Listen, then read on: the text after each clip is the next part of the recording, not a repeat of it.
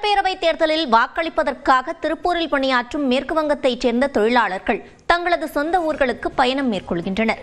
இதனால் ரயில்களில் கூட்டம் அலைமோதியது. இதுகுறித்த விவரங்களை நமது செய்தியாளர் பாலாஜி பாஸ்கரிடம் கேட்கலாம். பாலாஜி பாஸ்கர், நிலவரம்.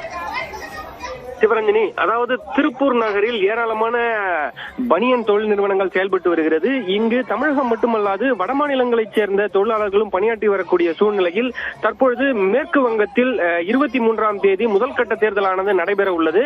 இதன் காரணமாக தேர்தலில் தங்களது வாக்குகளை செலுத்துவதற்காக இங்கு பணியாற்றி வரக்கூடிய தொழிலாளர்கள் தங்கள் சொந்த ஊர்களுக்கு செல்ல ஆயத்தமாகி வருகின்றனர். மேலும் ஆர்வமுடன் தங்களது வாக்குகளை செலுத்த சொந்த ஊருக்கு செல்ல புறப்படுவதன் காரணமாக தற்பொழுது திருப்பூர் ரயில் நிலையத்தில் அதிக அளவிலான வடமாநில தொழிலாளர்களின் கூட்டமானது நிரம்பியே காணப்படுகிறது.